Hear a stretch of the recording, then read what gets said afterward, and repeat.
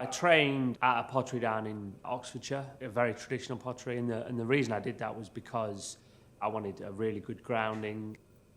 And then I decided to move up here, back up to where I lived in Scotland, and set up my own pottery.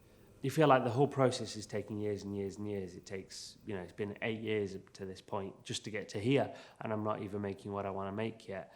But the whole thing about ceramics, as with a lot of art forms or crafts, is that it's those many years of development that you see to make your individual ceramics. So at the moment, I'm using a local estuary clay. I'm doing tests with it to fire to earthenware temperatures. But then later on, I'll be using things like seaweed to make glazes, granites to make the clay. All these things are really useful to make a wide variety of glazes and clays, but they all need testing, so it's a long process. I'm looking to make pots which I believe have more going on in them, more to look at, more to see, more to respond to. And a good pot, in my mind, is something that you appreciate, but while using it, for instance, a coffee mug, it just fits in your hand, it fits in your mouth, it fits in your life. You pick it up in the morning, you hold it, and in a sense, you forget it's there because it fits so well. And a pot is about the individual aspects which come together to make the whole. I find that maybe I'll get a mark in the glaze, or I'll, maybe mix something up slightly. But that, for me, is an important part of the process because I'm not a factory. I'm not a machine.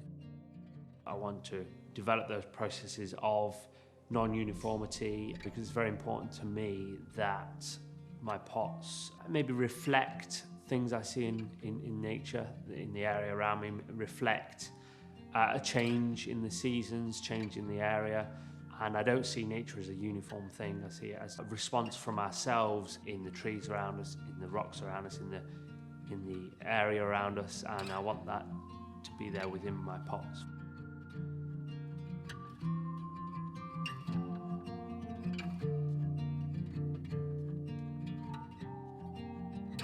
Nobody talks about using less.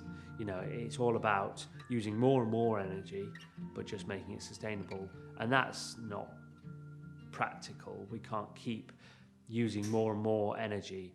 So part of sustainability for us is living in quieter ways, using less energy. And that's something that I really want to develop in terms of energy, but also in terms of business practice and materials. And these things are just much more meaningful. And I think they give a greater sense of purpose, in my work rhythms, in my business, but also, for the family. My wife and I have been married over 7 years now. She's called Bethan. She's a writer. Our children are called Levi and Rinna. Levi's 4 and a bit, Rinna's 2.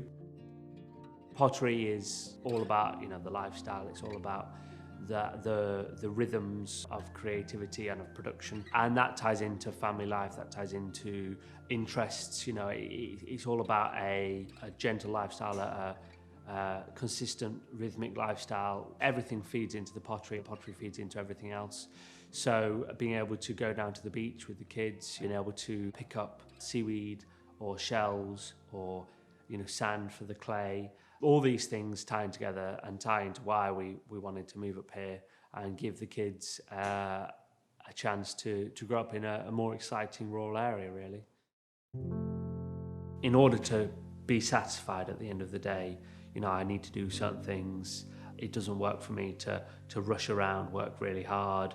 And we've consciously made the decision not to try and work too hard, not to try and make too much money. I'm trying to think heavily about my work rhythms, what's healthy for me. And for me, that's a really good example of, of what you might call the gentle lifestyle. Building a day-to-day practice which have the features that are important to me is vital, to our satisfaction. So, as I say, being efficient, getting up early, enjoying a good coffee, all these things. But you can extrapolate that out to a lifestyle, I look after the kids every Friday, so we go up into the woods and build a den, or we go to the beach. Everything ties in together with that. So the pottery and our lifestyle with the kids and all these things come together, and an area like this, really gives you the opportunity and the capability to live that lifestyle, really.